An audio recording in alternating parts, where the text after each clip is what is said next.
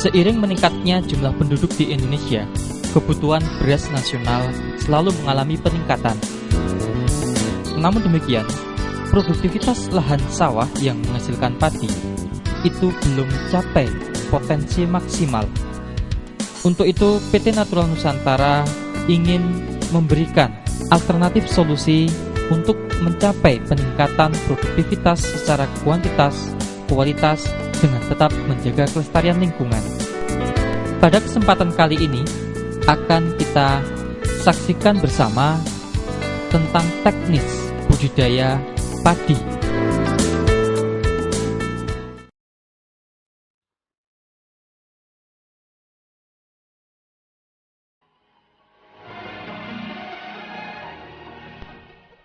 Sebagai persiapan awal, kita siapkan pembuatan persemaian. Untuk membuat persemaian dapat digunakan dengan cara menghitung perbandingan luas tanah untuk pembenihan dengan lahan tanam, yaitu 3:10. Artinya bila sawah seluas 1000 meter persegi, maka bagian sawah untuk persemaian dibutuhkan cukup sekitar 3,5 meter persegi.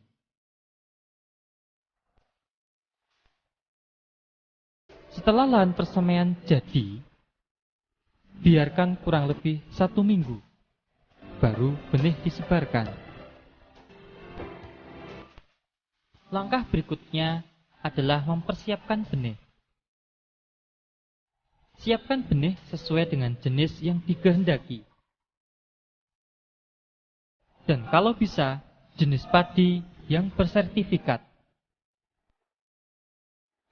Sebelum benih direndam, terlebih dahulu alangkah baiknya benih kita keringkan di bawah panas sinar matahari kurang lebih setengah hingga 1 jam. Sambil menunggu pengeringan benih, kita siapkan air secukupnya dan ditaruh dalam ember. Lalu kita masukkan pupuk organik cair NASA dengan dosis 2 tutup per 10 liter air atau 20 cc per 10 liter air.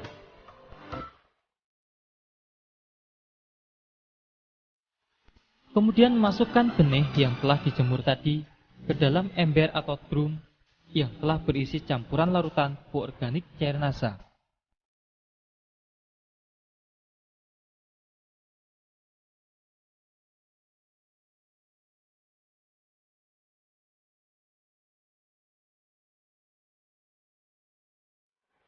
Rendamlah selama kurang lebih 1 malam.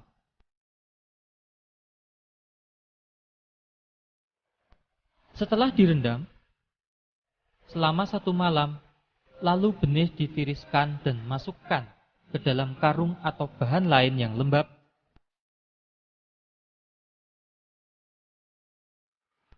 Kemudian diperam selama 1 hingga 2 malam.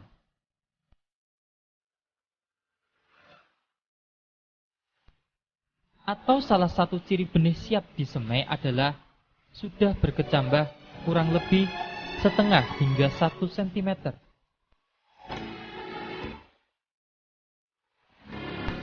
Sedangkan bekas air rendaman jangan dibuang, karena nanti dapat digunakan untuk menyiram lahan persemaian.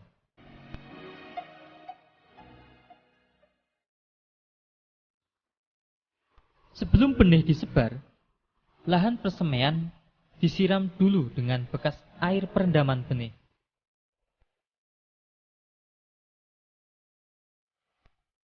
Baru kemudian sebarkan benih yang telah diperam tadi, yang sudah mulai berkecambah secara merata ke lahan persemaian.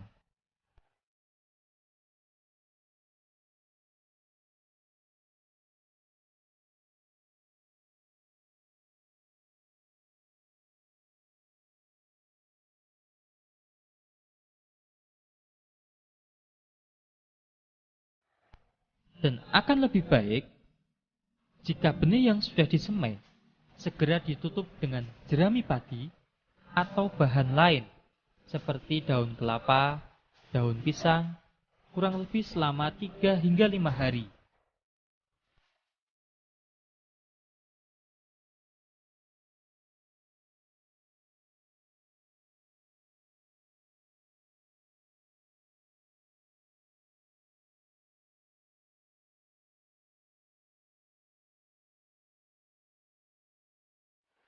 Setelah 3-5 hari, kira-kira benih sudah tampak tumbuh merata.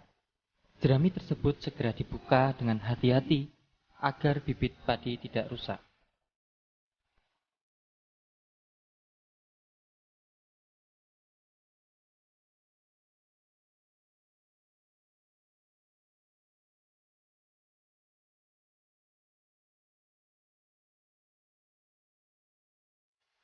Bibit yang sudah tumbuh di persemaian, dalam pemeliharaannya disemprot dengan pupuk organik cair NASA dengan dosis 2 tutup atau 20 cc per tangki pada umur 7 hari dan 14 hari setelah semai.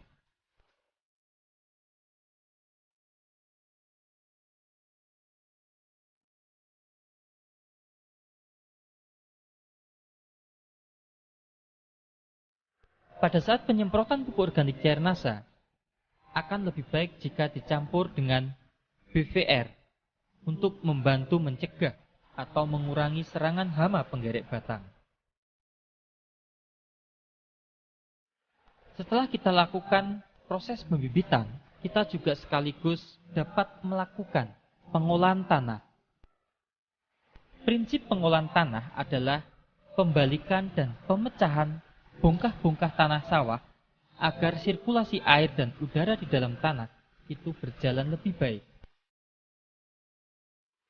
Pengolahan lahan tahap pertama adalah pembajakan.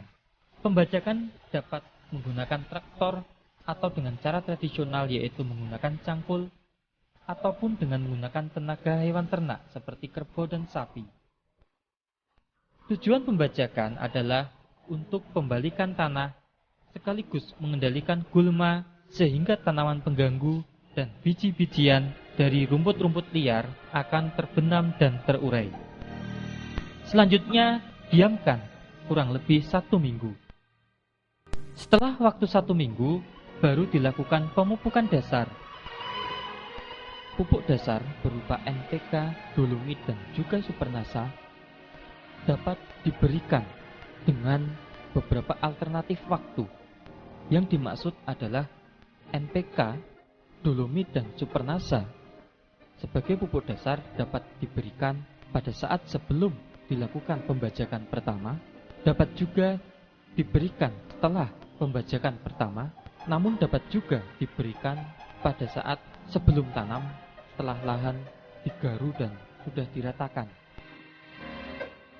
Tentang dosis pupuk dapat kita lihat pada penampilan tabel pupuk sebagai berikut. Ada 3 tabel jenis dan dosis pemupukan.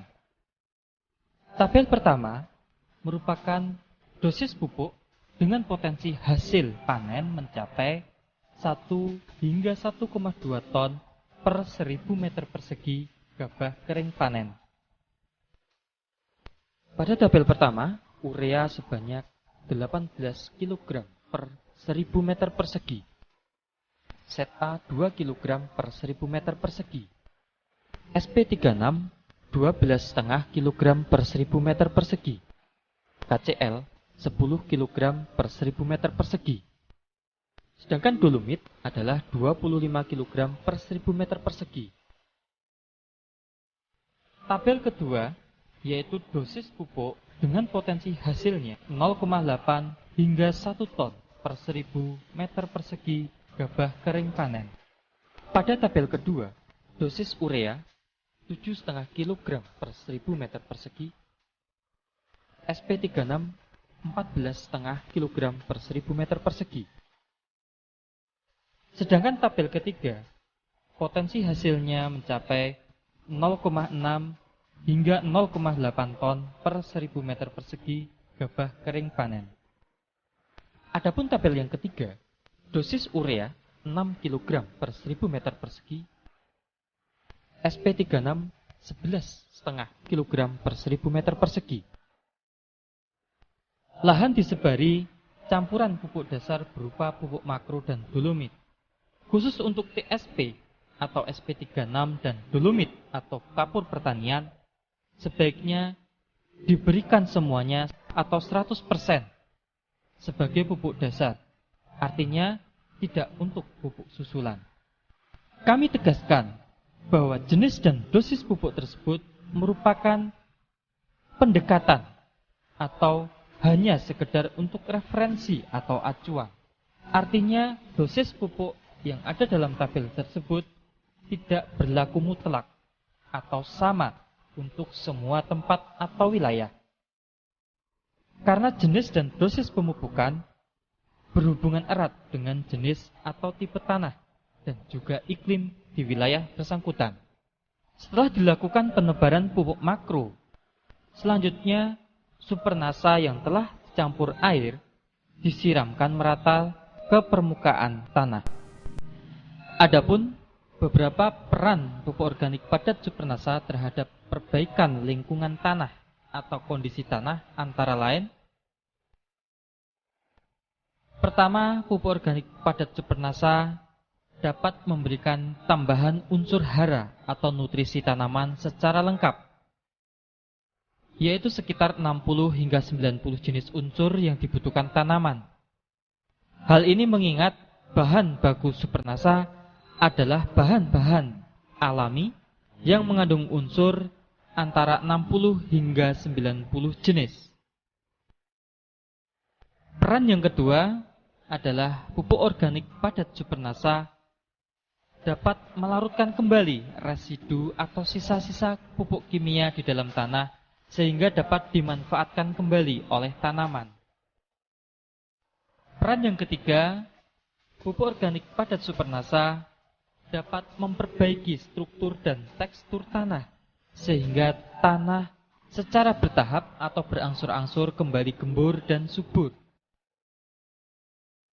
Peran yang keempat, pupuk organik padat supernasa dapat meningkatkan jumlah populasi, keragaman, dan juga aktivitas mikroorganisme di dalam tanah.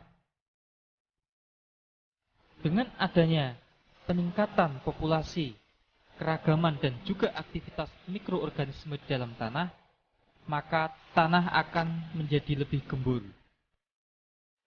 Peran yang kelima, pupuk organik padat supernasa dapat membantu menstabilkan pH tanah sesuai dengan kebutuhan tanaman. Peran yang keenam, bahwa pupuk organik padat supernasa dapat memberikan tambahan zat perangsang tumbuh alami atau hormon tumbuh alami bagi tanaman berupa hormon alami auksin, giberelin, dan sitokinin.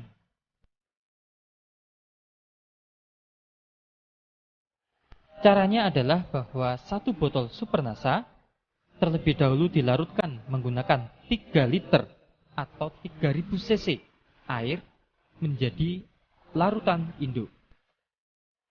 Dari larutan induk tersebut, kita ambil 200 hingga 300 cc, kurang lebih 1 gelas biasa, kemudian kita encerkan dengan 50 liter air. Setelah kita aduk, barulah kita siramkan merata ke permukaan lahan. Selama pemupukan dasar hingga nanti fase tanam, masukkan air secukupnya, jangan sampai melimpah ruah sehingga mengalir keluar dari lahan kita. Setelah kita lakukan pemupukan dasar dan juga penyiraman supernasa, kemudian kita lakukan penggaruan atau garu. Tujuan penggaruan adalah agar tanah menjadi rata dan rerumputan yang masih tertinggal dapat terbenam ke dalam tanah. Tanah yang sudah digaru dibiarkan selama 4 hari. Setelah tanah sudah menjadi lumpur halus dan pupuk dasar maupun supernasa sudah menyatu dengan tanah atau bereaksi dengan tanah, baru lahan siap ditanami.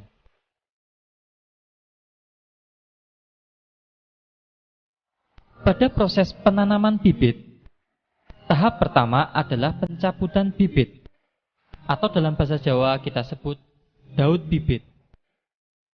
Perlu kita perhatikan bahwa dalam pencabutan bibit haruslah dilakukan secara hati-hati, supaya tidak banyak akar yang putus.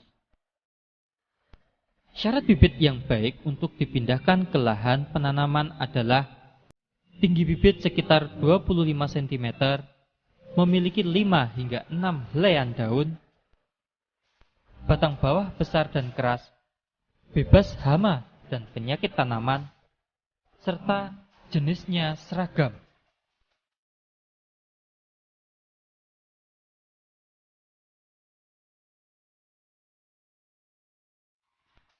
Umur bibit yang baik untuk pindah tanam tergantung varietasnya.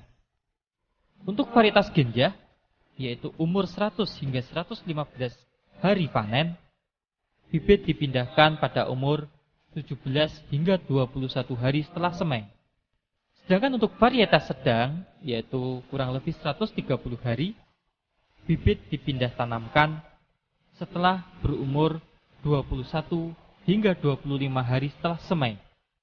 Sedangkan untuk varietas panjang, yaitu 150 hari, bibit dipindah tanamkan pada umur 30 hingga 40 hari setelah semai. Bila lahan sudah siap ditanami dan bibit di persemaian sudah siap, maka segera dilakukan penanaman.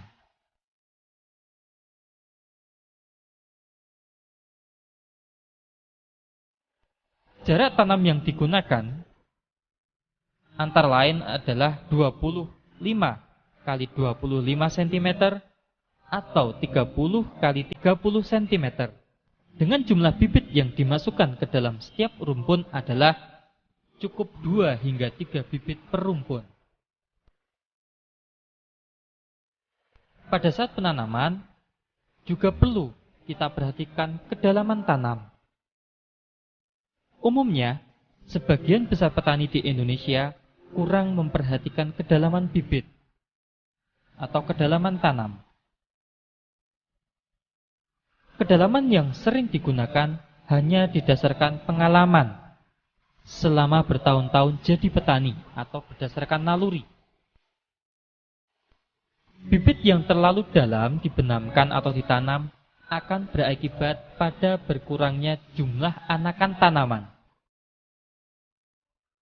Ini terjadi karena semakin dalam pembenaman bibit, maka akan semakin kurang suhu tanah, sehingga mata tunas yang ada di bagian bawah bibit tidak akan memperoleh rangsangan untuk membentuk anakan.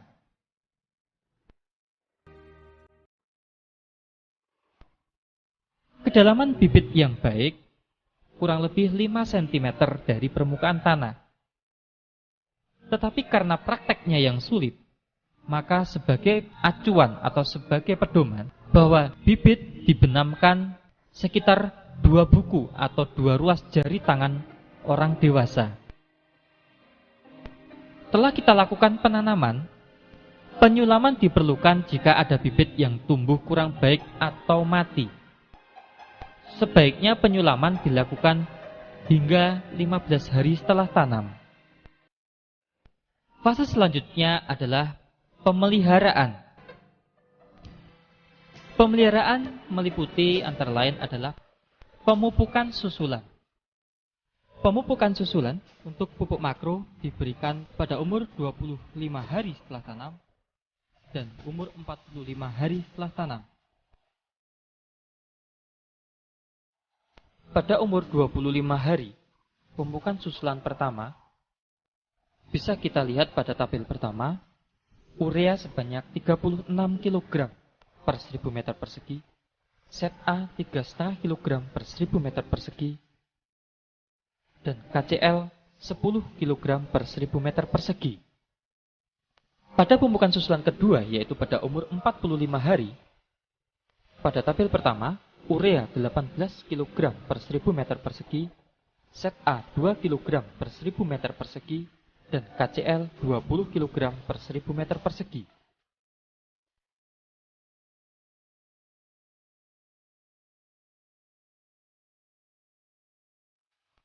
Sedangkan tabel kedua, pada umur 25 hari, pemupukan susulan pertama, urea 15 kg per 1000 meter persegi, KCl 5 kg per 1000 meter persegi. Pada pemupukan susulan kedua, yaitu pada umur 45 hari, urea 7,5 kg per 1000 meter persegi, KCl 10 kg per 1000 meter persegi.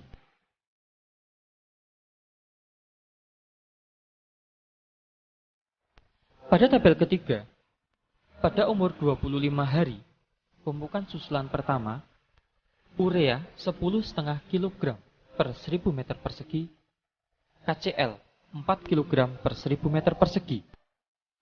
Pada pemupukan susulan kedua, yaitu pada umur 45 hari, urea 6 kg per 1000 meter persegi, KCl 7,5 kg per 1000 meter persegi.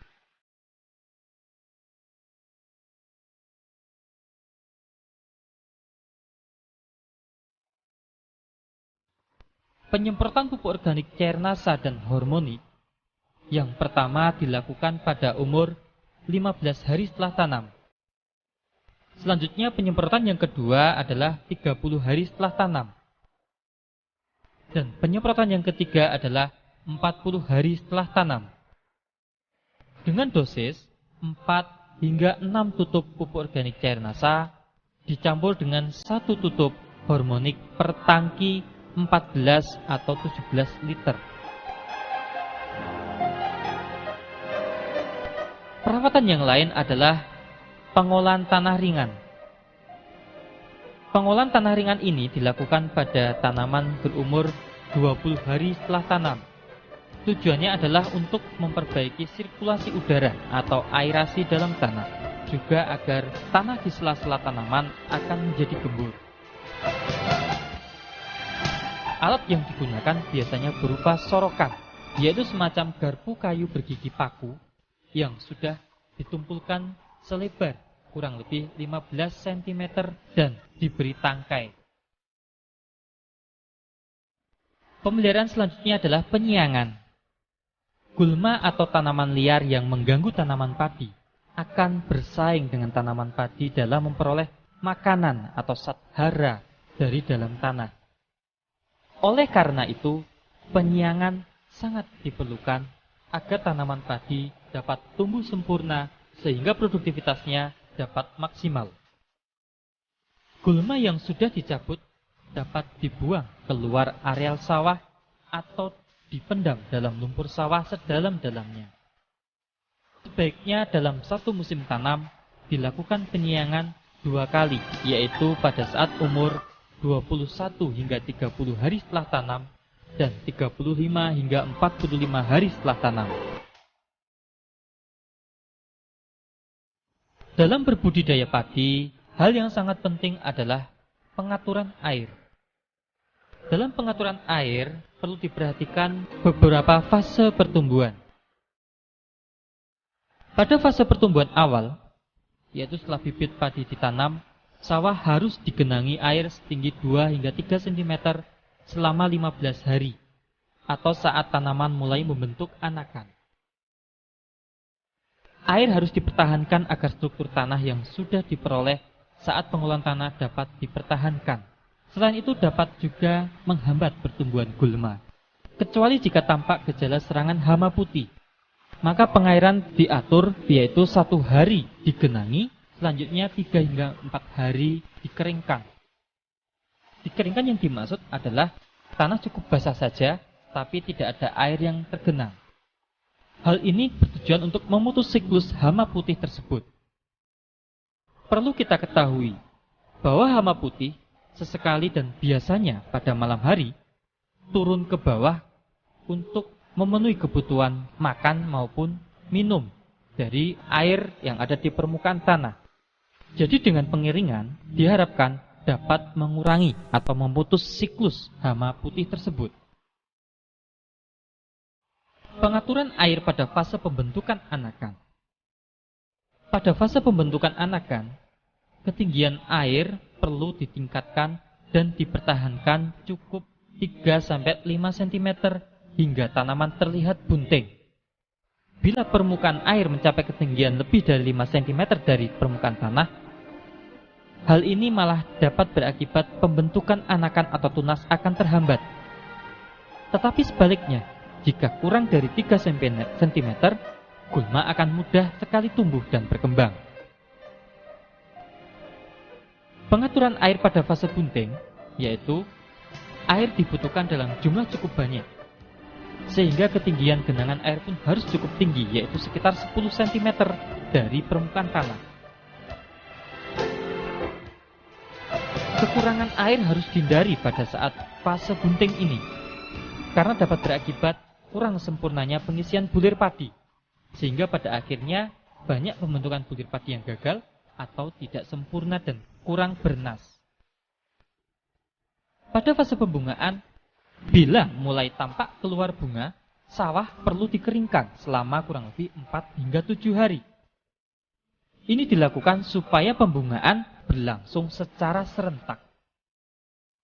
Pada saat bunga muncul serentak, air segera dialirkan kembali sampai ketinggian 5 hingga 10 cm agar tanaman dapat menyerap makanan maupun air sebanyak-banyaknya.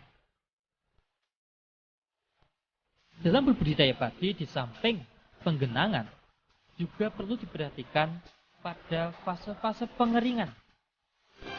Sebenarnya pengeringan yang dimaksud bukanlah kering total, artinya tanah cukup basah dan lembab namun tidak sampai tergenang. Pengeringan hanya dilakukan pada fase pemasakan biji.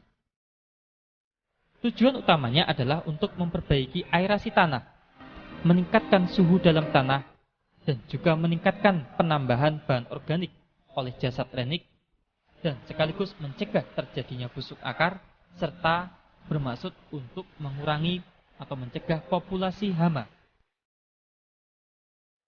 Sedangkan pada pemasakan biji atau pemasakan bulir padi, bertujuan untuk menyeragamkan biji atau bulir dan mempercepat pemasakan bulir padi. Sebagai patokan, pengeringan dilakukan saat seluruh butir padi mulai menguning. Pengeringan jangan dilakukan sebelum semua bulir padi tampak kuning, karena dapat berakibat malai padi menjadi kopong atau kosong atau gabuk. Pengeringan ini dilakukan hingga saat padi siap dipanen.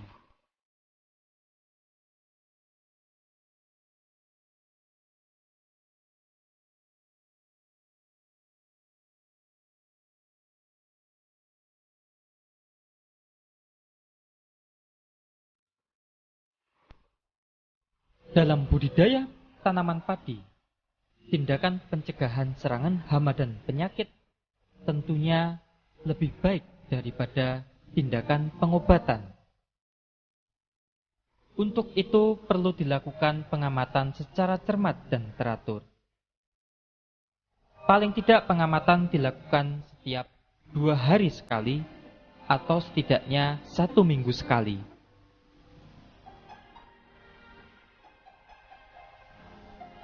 Penggunaan produk-produk pengendali hama dan penyakit dari PT NASA seperti Natural Glio, Natural BVR, Pestona, dan Natural Vitura sebaiknya dilakukan sejak fase pembibitan dan juga pada fase awal pertumbuhan secara bergantian berselang-seling, atau bisa digunakan salah satu produk saja sesuai dengan jenis hama yang berpotensi menyerang.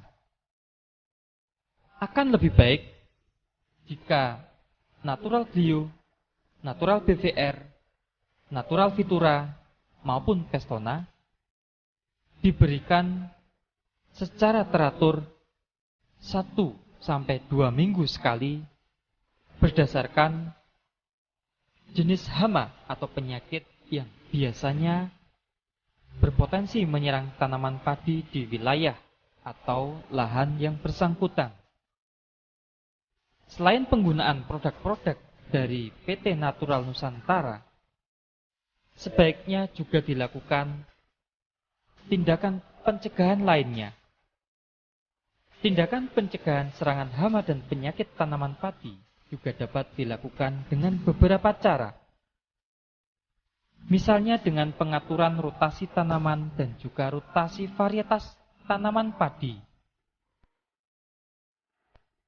Dengan pengolahan tanah yang baik, pengaturan jarak tanam, penyiangan secara teratur, kemudian dengan pengelolaan air,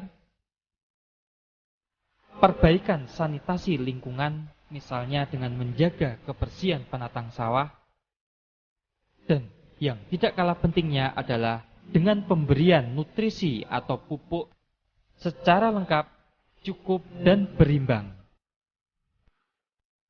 Adapun beberapa hama dan penyakit yang sering dijumpai menyerang tanaman padi, di antaranya adalah yang pertama adalah hama putih palsu. Hama putih palsu biasanya menyerang sejak awal pembibitan. Gejala yang dapat dijumpai biasanya ditemukan titik-titik yang memanjang sejajar tulang daun dan berwarna putih, serta dapat ditemukan ulat yang menggulung daun padi. Untuk pencegahan ataupun pengendalian, sebaiknya menggunakan natural BVR sejak pada fase pembibitan untuk mencegah atau bahkan mengurangi meluasnya ancaman serangan, dan juga dengan cara pengaturan air yang baik seperti yang sudah dijelaskan pada fase pengelolaan air. Hama yang kedua adalah hama penggerek batang padi. Hama penggerek batang padi biasanya menyerang tanaman padi dengan cara menggerek batangnya. Jika menyerang tanaman padi pada fase vegetatif atau pada saat tanaman masih muda, disebut dengan sundep. Gejalanya adalah batang padi mudah sekali dicabut dan berwarna kuning kecoklatan. Sedangkan apabila penggerek batang padi menyerang pada fase generatif atau pada saat tanaman padi memasuki fase bunting, biasanya disebut hama beluk. Gejala serangan hama beluk dapat dijumpai malai kelihatan hampa atau kosong dan mudah sekali dicabut karena bagian bawah batang digerek oleh hama beluk tersebut. Untuk pencegahan ataupun pengendalian dapat diberikan atau disemprotkan natural BVR atau Pestona. Natural BVR ataupun Pestona dapat digunakan salah satu saja, atau juga dapat diberikan kedua-duanya dengan cara berselang-seling. Misalnya, minggu ini disemprotkan natural BVR, 1 atau 2 minggu kemudian disemprotkan Pestona, selanjutnya 1 atau 2 minggu berikutnya disemprotkan BVR lagi, dan seterusnya. Hama yang ketiga adalah hama wereng. Hama wereng menyerang dengan cara menghisap cairan batang padi. Dan hama wereng juga dapat menularkan virus. Untuk melakukan pencegahan atau penanggulangan dapat dilakukan rotasi varietas dan juga rotasi tanaman. Dalam pengendalian hama wereng, penggunaan pestisida kimia haruslah cara hati-hati atau bijaksana. Karena penggunaan pestisida kimia yang terlalu sering dapat menimbulkan wereng menjadi resisten. Selain resisten, hama wereng juga bisa mengalami perubahan genetik. Untuk itu, penggunaan natural BVR dan Pestona merupakan cara yang sangat tepat untuk mengendalikan hama wereng, karena natural BVR dan Pestona merupakan bahan-bahan pengendali wereng yang bersifat alami. Pada saat penyemprotan natural BVR ataupun Pestona, sebaiknya perlu memperhatikan hal-hal berikut. Misalnya, natural BVR dan Pestona dilakukan pada saat fase-fase telur baru menetas atau pada saat wereng muda atau nimfa lebih banyak dari wereng dewasa. Penyemprotan natural BVR dan Pestona disemprotkan mengenai sasaran pada pangkal batang, karena disitulah tempat yang sangat disukai oleh hama wereng.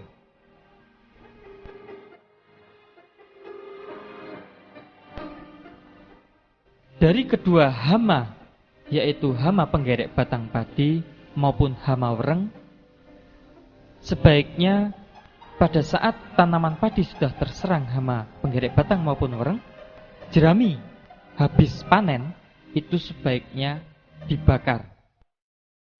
Serta perlu dilakukan pengelolaan air dan pengelolaan tanah dengan baik dan benar. Hama yang keempat adalah hama walang sangit. Hama walang sangit menyerang buah padi yang baru masak susu. Biasanya dijumpai ada bekas isapan dan bulir padi berbintik-bintik hitam. Untuk pengendalian atau pencegahan hama walang sangit, sebaiknya digunakan natural BVR atau juga dapat digunakan Pestona.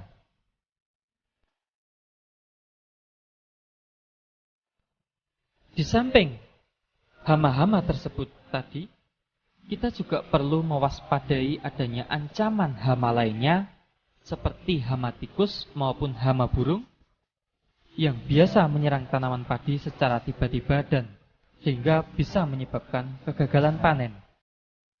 Khususnya hama tikus dapat dilakukan penyebaran atau penebaran musuh alami tikus seperti burung hantu, ular, anjing, maupun kucing. Serta dapat juga dilakukan pembersihan pematang sawah atau sanitasi yang baik. Pada saat habis panen sebaiknya dilakukan gropioan atau memburu tikus secara beramai-ramai. Sedangkan untuk hama burung, cara yang sementara bisa dilakukan adalah dengan cara memasang boneka sawah atau boneka yang mirip orang-orangan yang dipasang di tengah-tengah hamparan padi atau di sekeliling pematang sawah.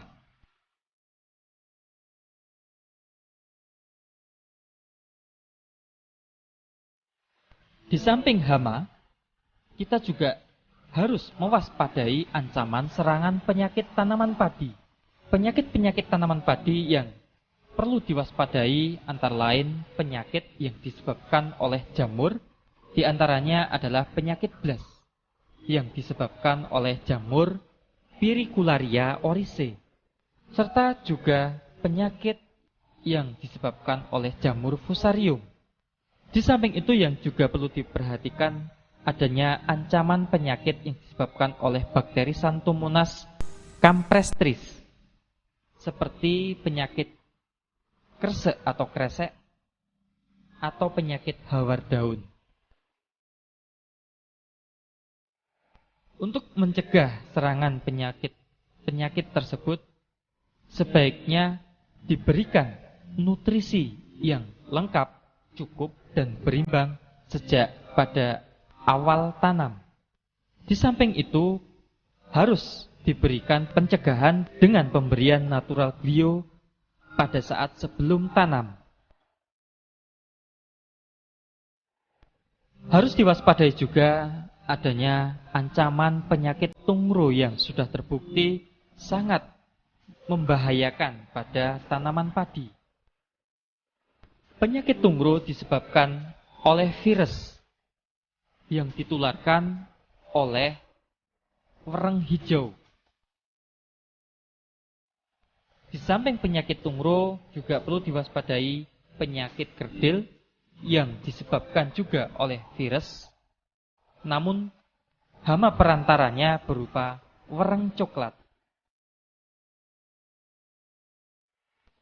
Hal yang sangat penting dilakukan adalah melakukan rotasi tanaman atau rotasi varietas, pemberian nutrisi yang lengkap, cukup, dan berimbang, serta sistem tanam serempak, dan yang terpenting mengendalikan vektornya atau hama perantara, yaitu dengan pemberian natural BVR atau Pestona yang dapat diberikan salah satu saja atau kedua-duanya secara berselang-seling 1 atau 2 minggu sekali.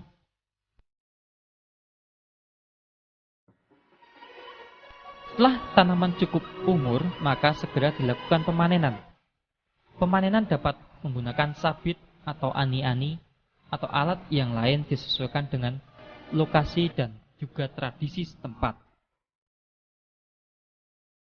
Demikianlah informasi tentang budidaya padi dari PT Natural Nusantara.